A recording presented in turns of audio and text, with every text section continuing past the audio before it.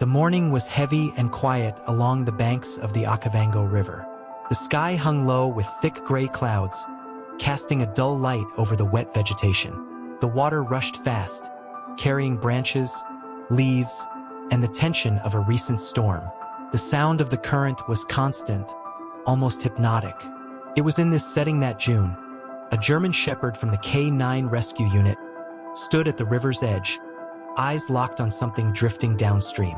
She hadn't ended up there by chance. She had been separated from her team during a failed rescue operation. But in that moment, none of it mattered. Something in the water needed her. Floating and fragile, a small golden figure struggled against the waves. It was a lion cub, his little snout barely above the surface, gasping for breath. He cried out with a tiny roar, more sorrow than strength. There was no one else around, no mother, no pride, no humans. Just him and June. She crouched for a moment, assessing the current. Then, without hesitation, she leapt. The water was cold, the current strong. But June swam with purpose, her body trained by years of discipline and missions. She reached the cub, who was beginning to sink, weakened by exhaustion. Gently, she gripped the cub by the back of his neck, firm but careful, and began the journey back to shore. The cub didn't fight. His eyes closed and he surrendered. There was something in June's touch that wasn't predatory. It was protective, almost maternal. As the two fought their way to the riverbank, the tall grass began to shift. Between the leaves, golden eyes appeared, still and watchful. Lions. The pride was there, silent, observing. June didn't see them, but something in her instincts made her slow down as she reached the shallow water. She placed the cub gently onto a patch of solid ground and stepped back slightly. The silence that followed was total. From the brush ahead, a lioness emerged slowly. Her gaze locked on the cub, but before approaching, she looked at June. Seconds passed like hours. No roars, no aggression, just a mutual recognition between two mothers of different species. And in that brief exchange, something happened that words could never truly capture. In that moment, the wild stood still, and no one could have predicted what would come next. Miles Thatcher hadn't slept in 2 days. His tent, pitched in the sweltering heat of Botswana, felt more like a prison than a shelter. The sounds of the savannah, soothing to most, were only reminders of what was missing. His partner, his K9, his friend, June, gone. 2 days earlier, during a flood response operation near the river, a sudden collapse in the terrain had separated Miles and June. The rest of the team had assumed she drowned, swept away by the rising current. But Miles refused to believe it. June wasn't just any dog. She was trained, battle-tested, and smart. Smarter than most people he knew. And she was more than a working animal to him. After losing his wife, she'd been the reason he got out of bed each morning. Now, he sat outside the tent with a stale cup of coffee in one hand and a fading photograph in the other. It was June, sitting beside his late wife, her tongue out and her eyes bright with loyalty. Abigail Monroe, the lead veterinarian for the region's wildlife program, approached cautiously. "You need to rest," she said gently. "If she's out there, she's probably doing the same, trying to survive." Miles didn't answer. His eyes scanned the horizon, as if June might appear at any moment. Abigail sat beside him, her notebook resting on her lap. "We've had reports of unusual lion behavior near the southern edge of the delta," she said, flipping through her notes. A pride was seen circling an area where no adult prey was present. Something's off. Meanwhile, deep in the bush, June lay curled beneath a tree, panting softly. The cub, now named Leo in her mind, rested against her. He was weak, but no longer shaking. His golden fur clung to her damp coat like a shadow. Though the sun now shone between the trees, June stayed alert. Her ears flicked at every sound. She knew the pride was still nearby, but no attack had come. Not yet. June didn't move much, conserving her energy. But something was changing. The cub didn't just lie beside her. He looked at her as if she belonged, as if she was part of him now. And in some strange, primal way, June felt the same. Not mother, not sibling, but protector, guardian.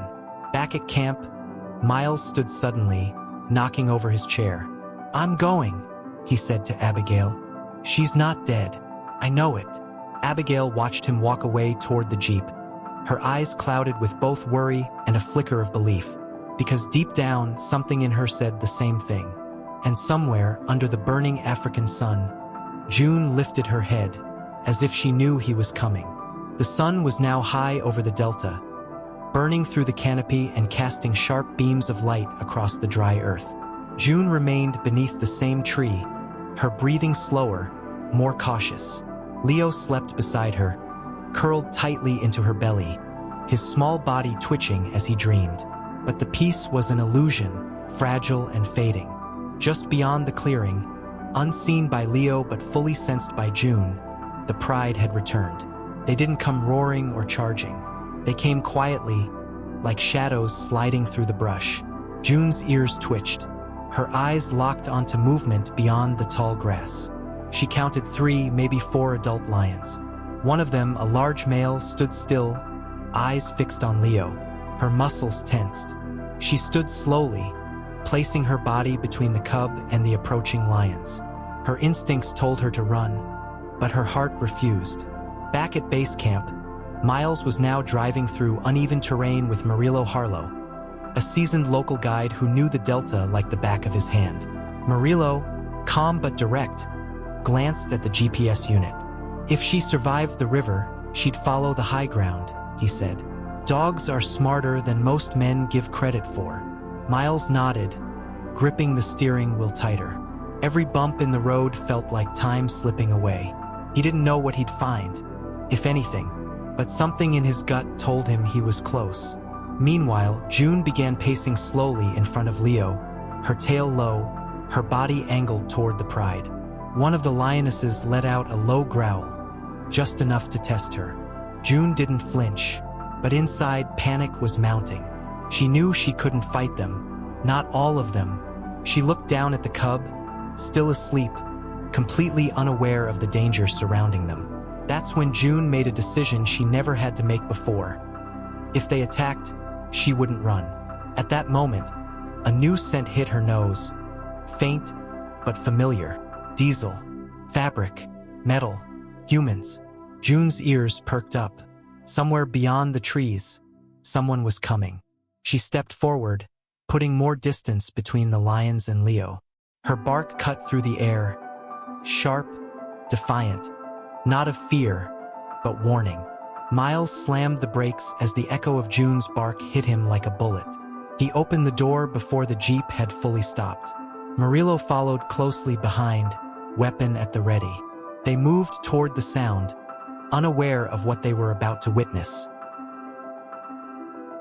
Because when they found her, they wouldn't just find a dog. They'd find a guardian standing between life and death. June stood like a statue, her paws planted firmly in the dirt, body coiled with tension. The lion pride now circled at a distance, their eyes fixed not on her, but on the cub behind her. Leo had woken up, sensing something was wrong. He let out a small, uncertain cry. The sound seemed to shake the air. One of the lionesses took a step forward. June let out a sharp bark that echoed through the trees, louder than before. She wasn't moving. She had drawn a line in the dust. Miles and Murillo moved through the underbrush with cautious steps. The heat was heavy now, the buzzing of insects constant. But then they heard it again, another bark. And it wasn't just any bark. Miles froze. "That's her," he whispered. He broke into a run, ignoring Murillo's warning to slow down. The grass parted suddenly, and through it, Miles saw something he would never forget. June, standing in front of a lion cub, facing down an entire pride. Meanwhile, back at the Wildlife Research Station, Abigail Monroe sat in front of a satellite monitor with Dawson McBride, reviewing footage from trail cams placed throughout the region. "That's not possible," Dawson said, staring at the screen. A still frame showed June and Leo resting beneath a tree, together. Abigail's hand covered her mouth. "She stayed with him?" she murmured. The emotional weight of the image hit hard. Abigail grabbed the radio. "Murillo, are you with Miles? There's something you need to know." The tension in the clearing thickened. One of the younger lions took another step forward. June's fur bristled. She stood taller, letting out a low, guttural growl. A warning that didn't belong to her species, but somehow felt just as natural.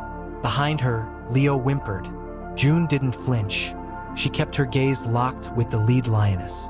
And for one long, breathless moment, neither of them moved. Then a voice called out, "June!" It was Miles. She turned her head just slightly. The lioness did too. In that second of hesitation, the entire scene changed. Miles burst through the grass, arms raised, yelling to distract the lions. Murillo followed, rifle lowered but ready. The pride froze, then began to slowly back away into the bush. Not out of fear, but something closer to respect. June didn't run to Miles. She turned back to Leo, nudged him gently with her nose, and only Depoy Kle responded calm Fracco rugido, Ella esi viru. And when her eyes met Miles's, they weren't asking for help. They were asking what came next. Miles knelt slowly beside June, speaking softly, almost afraid to break the spell. "Hey girl, it's me." June turned her head toward him, her ears low, her eyes locked onto his. But she didn't move. Her body remained curled protectively around Leo, who was now breathing heavily, his chest rising and falling with effort. Miles reached out to touch her, but she didn't budge. It wasn't fear, it was resolve. She had chosen to stay. Murillo crouched nearby, observing everything in silence. "She's protecting him," he said. "This isn't just survival instinct. That cub thinks she's his family now." Miles looked at the small lion nestled against June's belly, his ribs showing, his body weak. "He won't last long like this," Miles muttered. "He needs help, medical care, food." But June's eyes said something different. Taking him meant separating them. Moments later, a second vehicle arrived, kicking up dust. Abigail and Dawson stepped out, urgency in their expressions. Abigail ran toward them, stopping cold when she saw the scene. "My God," she whispered. "She stayed with him all this time." Dawson raised his camera and took a single photo, then lowered it without saying a word. This wasn't just a rescue, it was something else. Something none of them fully understood. Abigail approached carefully. "He's dehydrated, malnourished. If we move him too fast, he might not survive the stress." She looked at June. "But if we leave him here alone?" Her voice trailed off. The pride had vanished for now, but no one knew for how long. The silence of the wilderness pressed in on them all. Time was running out and no option was safe. Miles sat beside June, brushing dirt from her fur. "You did good, girl. You saved him." Her ears perked slightly at his voice, but her gaze stayed on the cub. Leo let out a faint sound, half a growl, half a whimper, and nudged June with his head. Abigail looked at Dawson. "We have one shot at this. We either take them both, or we risk losing them both." And then, from the distance, a low rumble echoed through the trees. Not thunder, not engines, growls. The pride was returning. Their patience had limits, and now they were coming to reclaim what was theirs. June stood slowly. Leo pressed into her side. And Miles knew. The hardest choice was seconds away. The growls were closer now. Low, layered, and unmistakably territorial. Miles stood, his body tense, eyes scanning the brush. Abigail took a slow step back, raising a hand toward Dawson. "Don't run. Whatever you do, don't run." Murillo kept his voice even. "They're not attacking yet. They're warning." But warning or not, the message was clear. Leo belonged to them. June stood between Leo and the sound, her posture calm but alert. She wasn't baring her teeth, wasn't barking.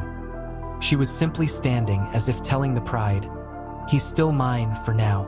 Leo leaned into her again, and she licked his head gently, a quiet reassurance that went beyond instinct. There was no panic in her, just purpose. Miles stepped closer, watching her with disbelief. She's protecting him from them, even now. But then, the brush parted, and the lioness appeared. massive, golden, with eyes as old as the land itself. She stepped forward, not in rage, but in something slower, almost reverent.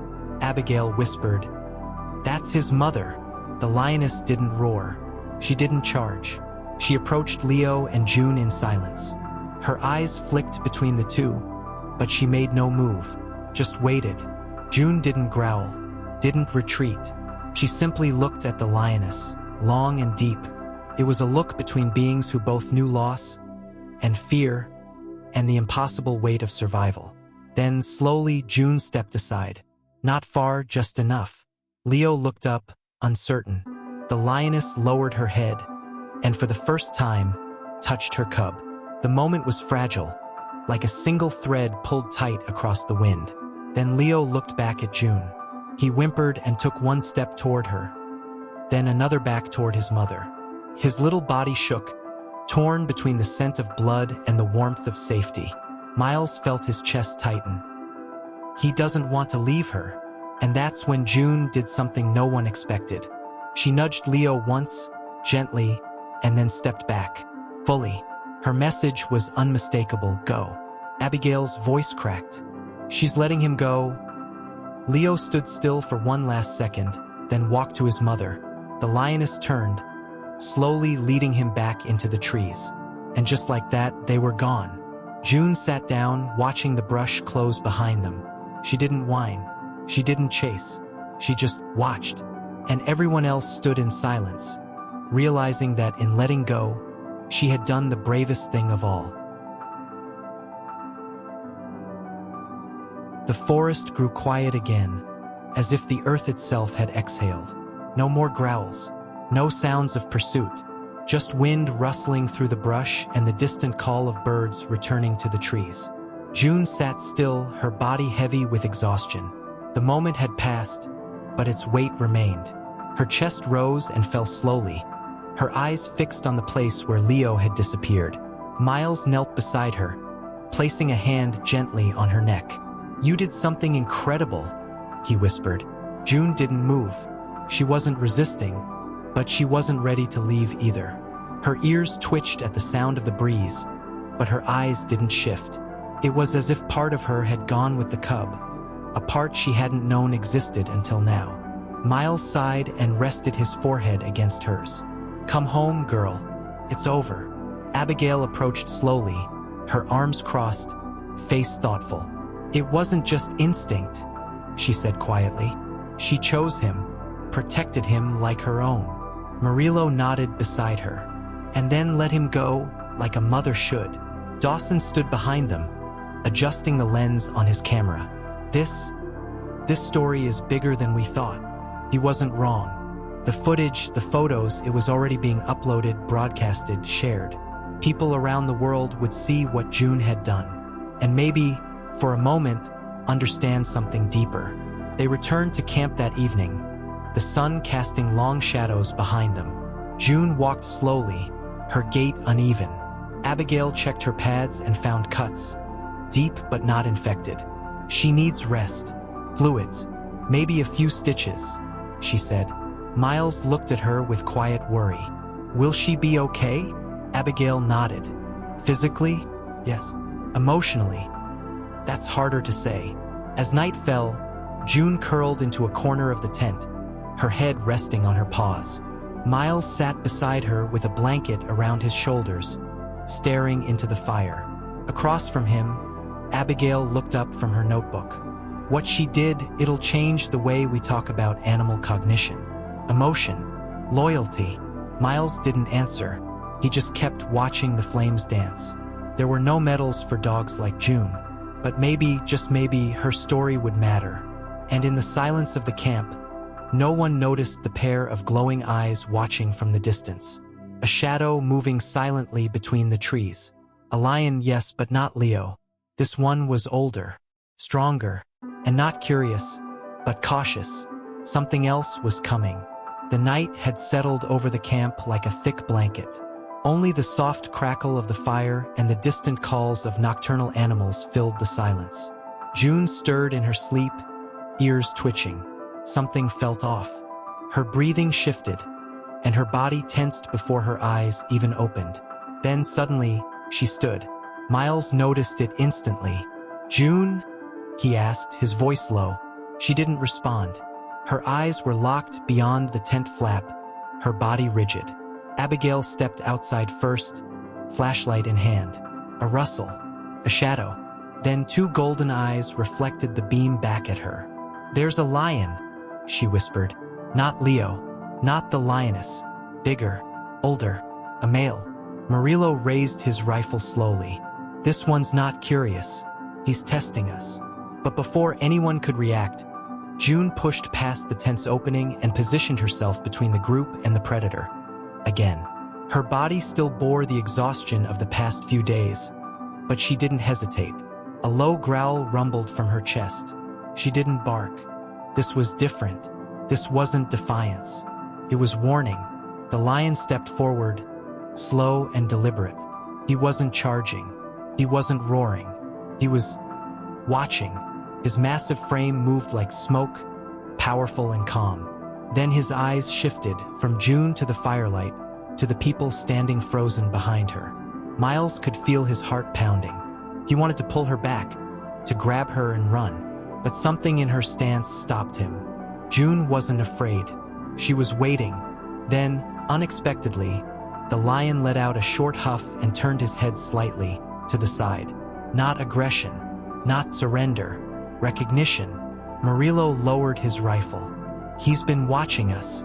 Maybe even her." Abigail's voice was barely audible.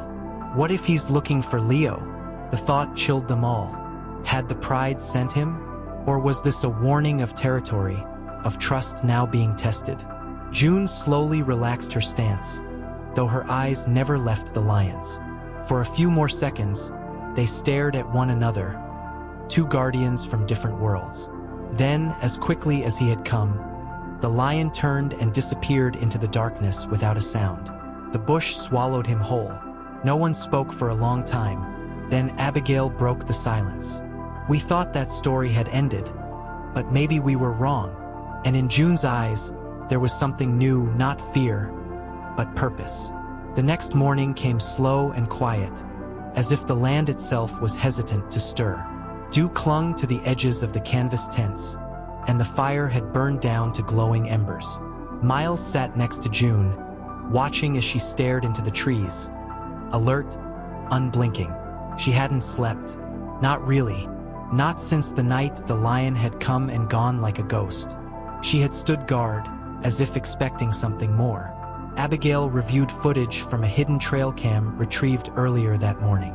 She pressed pause and leaned closer to the screen. "Miles," she called. He stepped inside the mobile lab tent. On the screen was Leo, alive, walking steadily beside the lioness. Stronger, bigger. But what caught her attention was what came after. The same male lion who had approached their camp, keeping a measured distance, almost as if he were watching over them both. "He wasn't a threat," Abigail said. "He was a scout, or a protector." Dawson stepped into the tent, overhearing the conversation. "It's like June was never their enemy," he said. "She was part of the pride, just in her own way." The idea lingered in the room.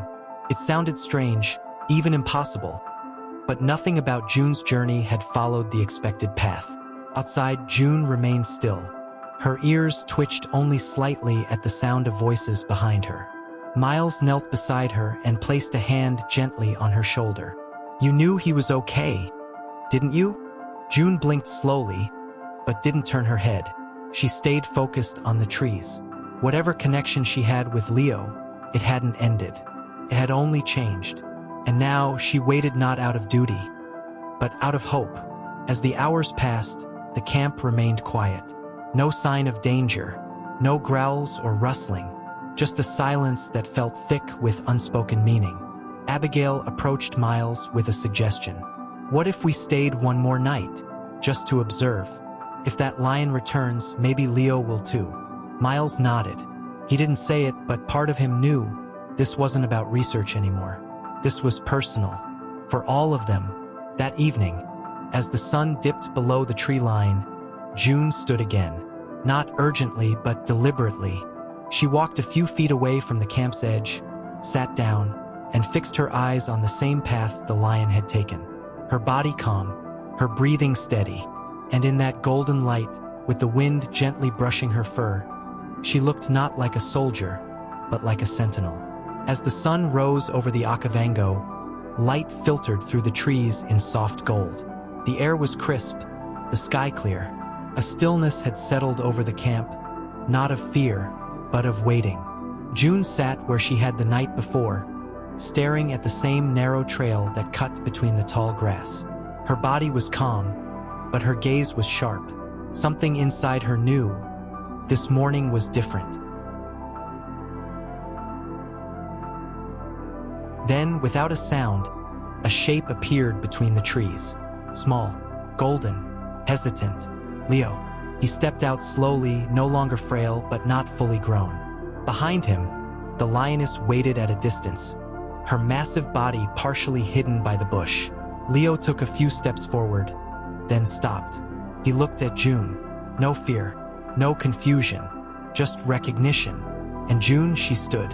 The two moved toward each other, quietly, like they'd rehearsed it in dreams. When they met, Leo pressed his head into her chest. June lowered her head and gently licked his forehead. There were no sounds, no growls, no barking. Just that quiet moment, held between two creatures who had once saved each other. Abigail, Miles, Murillo, and Dawson watched from a distance, no one daring to interrupt. Then came the moment none of them were prepared for. June turned her head toward Miles. Their eyes met. It was not a goodbye, it was a thank you, a final look between partners, one that said more than any word ever could. She turned back to Leo, and without hesitation, began walking with him toward the wild.